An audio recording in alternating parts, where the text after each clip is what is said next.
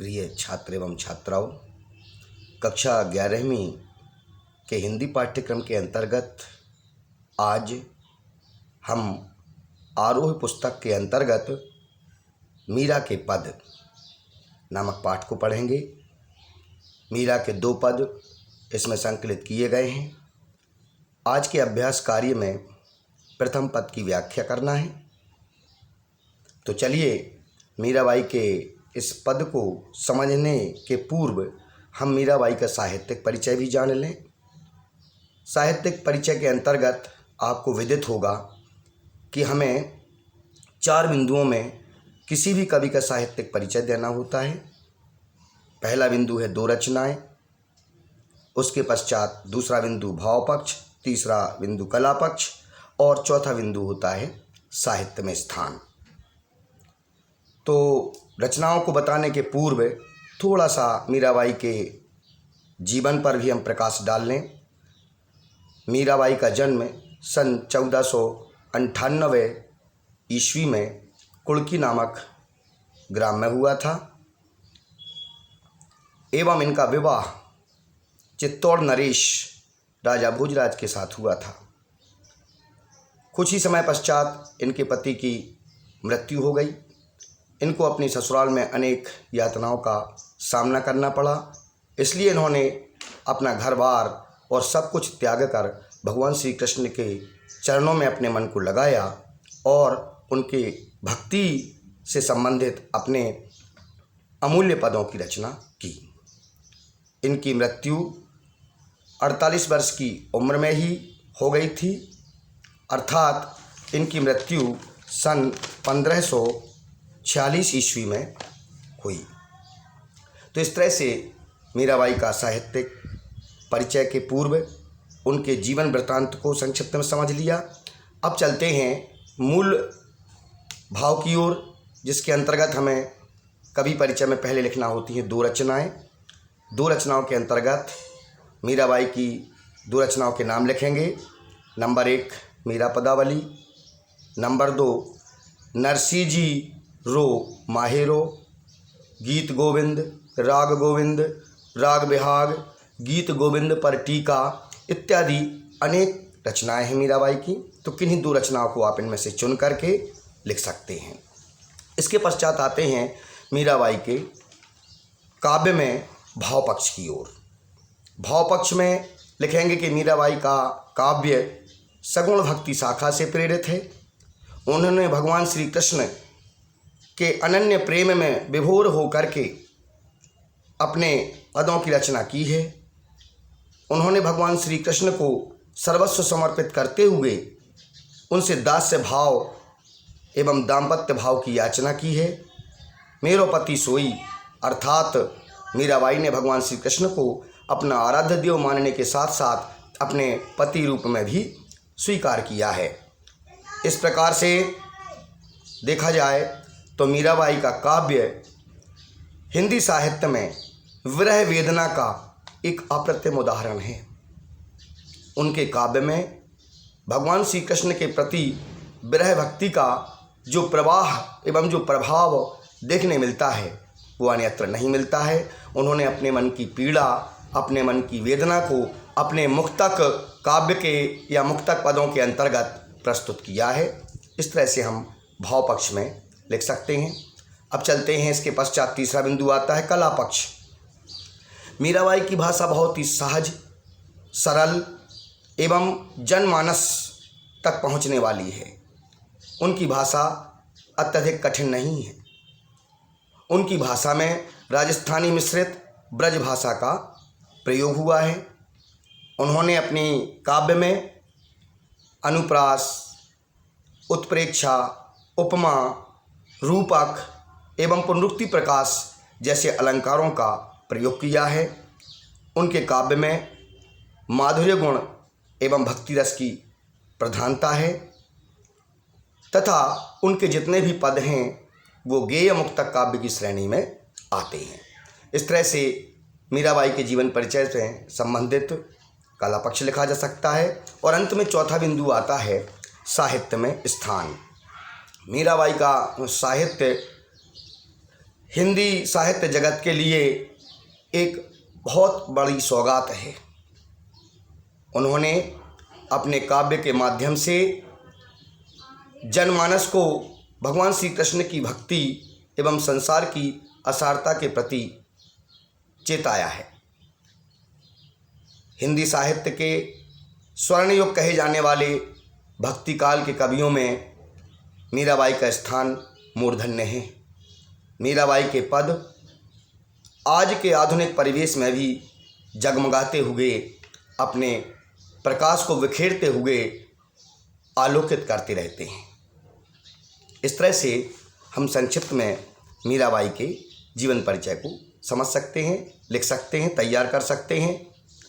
छात्र एवं छात्राओं, जब भी आपके सामने शिक्षण से संबंधित कोई वीडियो प्रस्तुत किया जाता है, जैसे कि आज मीरा के पद कक्षा 11वीं के लिए समझाने का प्रयास किया जा रहा है, तो आपको चाहिए कि आप अपने सामने हिंदी की पुस्तक आरोह को रख लें, इस पाठ को निकाल लें और जैसे जैसे यहाँ से पंक्तियों के अर्थ को बताया जाए आप पुस्तक में भी पढ़ते जाएं और अर्थ को ध्यान से सुनते जाएं। तत्पश्चात उसको अपने रजिस्टर में लिख लें। आपको बहुत ही आसानी होगी समझने में और सीखने में बहुत ही सरलता जाएगी।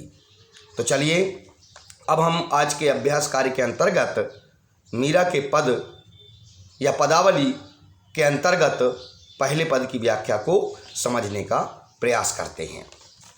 इसके अंतर्गत मीराबाई के पद में जो मुख्य पंक्ति है वह है, मेरे तो गिरधर गोपाल दूसरो न कोई। किसी भी पद की व्याख्या को करने के पहले हमें संदर्भ और प्रसंग लिखना नहीं भूलना है। पहले संदर्भ, फिर प्रसंग, फिर व्याख्या और अंत में भाव सौंदर्य या काव्य सौंदर्य या विशेष के नाम से भी इसको लिखा जाता है। तो संदर्भ के अंतर्गत आप लिख देंगे कि प्रस्तुत पद्यांश हमारी हिंदी पाठ्य पुस्तक आरोह के पद्यखंड भक्ति काव्य के अंतर्गत मीरा के पद नामक पाठ से लिया गया है और इनकी रचयिता कवयित्री मीराबाई हैं। इस तरह से आप संदर्भ लिख सकते हैं। प्रसंग के अंतर्गत आप लिखेंगे कि प्रस्तुत पद्यांश में मीराबाई ने भगवान श्री कृष्ण के प्रति अपने अनन्य भक्ति भाव को प्रकट किया है। प्रसंग हो जाएगा। अब चलते हैं व्याख्या की ओर। एक एक पंक्ति को पढ़ते हुए मैं उसकी व्याख्या को करने का प्रयास कर रहा हूँ। चलिए प्रारंभ करते हैं। मेरे तो गिरधर गोपाल दूसरो ना कोई। मीराबाई कहती हैं कि इस संपूर्ण संसार में मेरा अन्य कोई नहीं है, मेरे मात्र भगवान श्री कृष्ण हैं, जिन्होंने ब्रज की रक्षा के लिए अपनी उंगली पर पर्वत धारण कर लिया था। गिरधर अर्थात पर्वत को धारण करने वाले, गिरिधर, गिरि माने पर्वत, धर माने धारण करने वाले, तो गिरधर का मतलब है पर्वत को धारण करने वाले। मीराबाई कहती हैं कि मेरे तो मात्र भगवान श्री कृष्ण हैं, अन्य कोई नहीं, जिन्होंने अपने उंगली पर पर्वत को धारण कर लिया था। जाके सिर मोर मुकुट मेरो पति सोई। मीराबाई कहती हैं कि उनके सिर पर सदैव मोर का पंख सुशोभित होता रहता है और अब इस जगत में मेरा दूसरा कोई नहीं है, इसलिए वह मेरे पति स्वरूप हैं। मैं उनको पति रूप में भी स्वीकार करती हूँ। अगली पंक्ति देखिए। छाड़ी दई कुल की कहानी कहा कहे कोई। छाड़ी दई कुल की कहानी कहा करी है कोई। छाड़ी मतलब छोड़ देना, कुल की कहानी मतलब कुल की मर्यादा, कहा माने क्या, करी है मतलब करेगा। मीराबाई कहती हैं कि भगवान श्री कृष्ण की भक्ति में भाव विभोर होकर के, उनकी भक्ति में डूब करके मैंने अपनी कुल की मर्यादा का भी त्याग कर दिया है।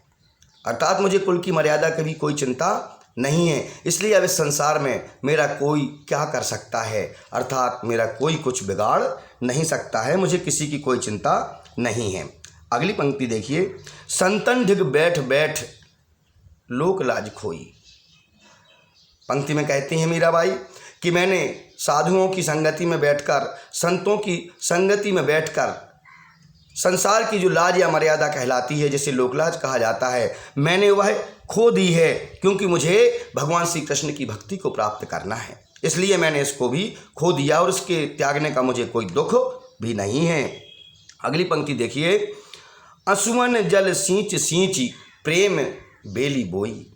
मीराबाई कहती हैं कि भक्ति में डूबकर मैंने अपने नेत्रों से गिरने वाले आंसुओं से भगवान श्री कृष्ण के प्रेम रूपी बेली को सींच दिया है और उसे हरा भरा कर दिया है। इस कारण अब तो बेली फैल गई, आनंद फल हुई। मीराबाई कहती हैं कि अब यह जो बेल है प्रेम की, भगवान श्री कृष्ण की भक्ति की, यह हरी भरी हो गई है, फैल गई है और इसमें आनंद रूपी फल लगने लगे हैं। अर्थात भगवान श्री कृष्ण की भक्ति करने से मुझे सच्चा सुख और सच्चा संतोष प्राप्त होने लगा है। अगली पंक्ति देखिए, दूध की मथनियाँ बड़े प्रेम से बिलोई। मीराबाई कहती हैं कि भगवान श्री कृष्ण के भक्ति रूपी दूध को मैंने अपने प्रेम रूपी मथानी से मथा है। जिस तरह से दूध को मथ करके दही या मक्खन और फिर घृत निकाला जाता है, उसी प्रकार मीराबाई कहती हैं कि मैंने भगवान श्री कृष्ण की भक्ति रूपी दूध को अपनी प्रेम रूपी मथानी से मथ दिया है और दधी मथी घृत काढ़ लियो डारी दई छोई। अर्थात इसको मथ करके जो दही प्राप्त हुआ है उसके द्वारा मैंने उनकी भक्ति भाव रूपी रस रूपी घी को प्राप्त कर लिया है, भक्ति रस रूपी घी को प्राप्त कर लिया है। और जो असार पदार्थ छाछ के रूप में होता है, अर्थात संसार का माया मोह जिसे छाछ कहा है, उसको मैंने त्याग दिया है। मैंने तो भगवान श्री कृष्ण के भक्ति रूपी घृत को पा लिया है। और अंतिम दो पंक्तियां बची हैं। अंतिम दो पंक्तियों के अंतर्गत पहली पंक्ति, भगत देखी राजी भई जगत देखी रोई। मीराबाई कहती हैं कि मैंने जब जब भक्तों को देखा, संसार में जब जब भगवान श्री कृष्ण के भक्ति में डूबे हुए भक्तों को देखा है तो मैं अत्यंत प्रसन्न हो जाती हूँ, परंतु जगत देखी रोई। इस संसार में माया मोह में फंसे हुए मनुष्यों को जब मैं देखती हूँ तो मैं रो देती हूँ, अर्थात मुझे बहुत अधिक पीड़ा होती है, मेरे हृदय को संताप प्राप्त होता है। और अंतिम पंक्ति के रूप में देखिए, दास मीरा लाल गिरधर तार्यो अब मोही। मीराबाई कहती हैं कि हे प्रभु, मैं तो आपकी दासी हूँ, आप गिरधर गोपाल मेरे सर्वस्व हैं, मेरे अनन्य देव हैं, इसलिए अब आप मुझे इस जगत से तारने का अथवा उबारने का वरदान दीजिए। अर्थात मुझे इस संसार से कोई मोह नहीं है, मुझे अपनी भक्ति के लिए अपने चरणों में स्थान दीजिए। दासी मीरा लाल गिरधर तारो अब मोही। मीराबाई उनकी दासी हैं, भगवान श्री कृष्ण से विनय करती हैं कि अब मुझे अपने चरणों में स्थान देकर मेरा उद्धार कीजिए, मेरा कल्याण कीजिए। इस तरह से आपने इस पद की व्याख्या को समझ लिया है, विशेष कठिन नहीं है, आसानी से सीखा जा सकता है।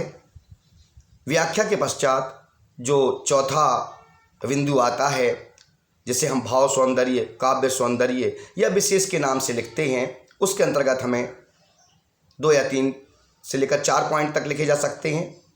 नंबर 1, राजस्थानी मिश्रित ब्रज भाषा का प्रयोग हुआ है। नंबर 2, भक्ति रस, वियोग श्रृंगार रस एवं माधुर्य गुण का प्रयोग हुआ है। नंबर 3, अनुप्रास अलंकार, उत्प्रेक्षा अलंकार, रूपक अलंकार, पुनरुक्ति प्रकाश अलंकार का प्रयोग हुआ है। और नंबर 4, इस पद को गाया जा सकता है, अर्थात यह पद गेय है। इस प्रकार से हम मीराबाई के इस प्रसिद्ध भक्तिपूर्ण भजन या पद को समझ सकते हैं। तो आज के लिए आपका जो अभ्यास कार्य है वो यहीं पूर्ण होता है। अगले अभ्यास कार्य के लिए पुनः आपके बीच एक नया प्रयास करके उपस्थित होऊंगा। तब तक के लिए आप छात्र छात्राओं को बहुत बहुत धन्यवाद। आप इतना ज़रूर याद रखें कि जो अभ्यास कार्य हमें प्रतिदिन दिया जाता है उसे हमें प्रतिदिन करते जाना है। संस्था द्वारा भेजे जाने वाले वीडियो अथवा डिजिलैब के माध्यम से भेजे जाने वाले वीडियो को आप सभी छात्र छात्राएं ध्यान से देखें, सुनें, समझें एवं उनके अनुरूप अपने घर पर बैठकर के अध्ययन करें और हमारा घर हमारा विद्यालय कार्यक्रम के अंतर्गत अपनी पढ़ाई को सुचारू रूप से जारी रखें एवं इस कार्यक्रम को सफल बनाने में सभी छात्र छात्राएं एक दूसरे का सहयोग करें। बहुत बहुत धन्यवाद।